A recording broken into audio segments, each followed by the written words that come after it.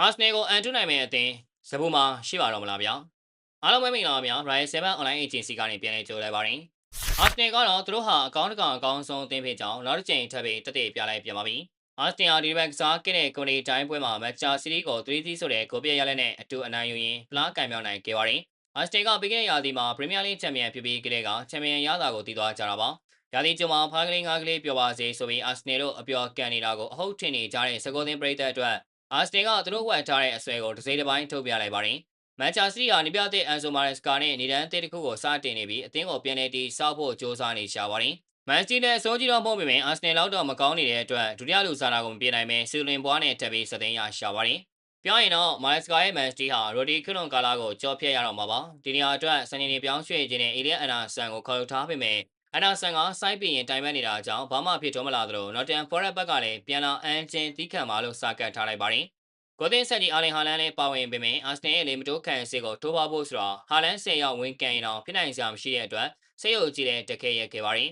။မန်စတီကသူတို့ရဲ့လွင်အားကိုအပြင်းလေးပါအသုံးချခဲ့ပေမဲ့အာဆနယ်ကိုဖက်ဖက်ကနေမရှင်းနိုင်ပဲရှုံးနေခဲ့တယ်လို့ပဲဆိုရတော့မှာဖြစ်ပါတယ်။အဒီတိုင်းအာဆနယ်ကတကယ်ကြီးနှစ်သိန်းစာလို့ဆင်းရှိပါတယ်။ပွဲထလာတဲ့ကစားမတွေနဲ့အရန်ကုန်လူစင်းကိုကြည့်လိုက်ရင်စကောသင်းကမတမာသူတွေဖျားတောင်ဖျားသွားနိုင်တော့ပြီးစာရွက်ပေါ်မှာရောအပြင်မှာပါပြန်ဘက်ကိုလွှမ်းမိုးအလဲထိုးနိုင်တဲ့စွမ်းရည်မျိုးပိုင်ဆိုင်ထားပါတယ်။အာဆနယ်ကပွဲစားပြီဆိုတာနဲ့ဒရက်ဆက်တိုင်းစစ်ဆင်ပြလိုက်ပြီးမန်စီကစားမတွေကစင်ကလေးအားဖြစ်နေတော့စက္ကန့်နဲ့10လောက်နဲ့အဖွင့်ကိုသွင်းယူနိုင်ခဲ့ပါတယ်။ဒီကိုတွန်မန်နိုင်တာတို့စီကိုရင်အိမ်မက်မက်နေတဲ့မိုင်လိုဝစ်ကယ်လီကဖန်နီးပေးခဲ့ပြီးရီကာဒိုကာလာဖီရီကအဆုံးသက်သွင်းယူပေးခဲ့ပါတယ်။ဒါတိကျမကလေးကဖန်နီးမှုတွေပြုလုပ်နေရင်ပရိသတ်အသေးကိုဖန်ဆားသွားတဲ့ခရစ်စတိုဆိုလစ်ဟာဒီအချိန်နဲ့ဖန်နီးမှုတွေကျင်းပြုလုပ်ပြီးအာဆနယ်ကိုအနိုင်တေချာစေခဲ့ပါတယ်။ဆိုလစ်ဟာသူပိုင်စားခတဲ့၅ပွဲမှာသွင်းကိုတကုတ်နဲ့ဖန်နီးမှုလေးကျင်းပြုလုပ်ပေးထားတာပါ။ဒါတော့မှညာတော်မန်ကစာကာနဲ့မာရိုအကဲတို့ဖြုံးနေတာတွေများနေလို့သာဒီလောက်နဲ့ကျင်းလိုက်ရတာမို့စင်မြန်ပရိသတ်တွေကတော့ဘီနီရှက်ဆိုတာဘာလို့လဲဆိုပြီးပြန်မင်းနေကြပါတယ်။ဒီဘက်အထက်အကောင်းဆုံးကစားမဆုကိုရရှိသွားခဲ့တဲ့မာတင်အော်ဒီကက်ကသူနဲ့အကိုင်းရီကစားကွက်ကိုအာဆနယ်ကရှာတွေ့သွားပြီးမို့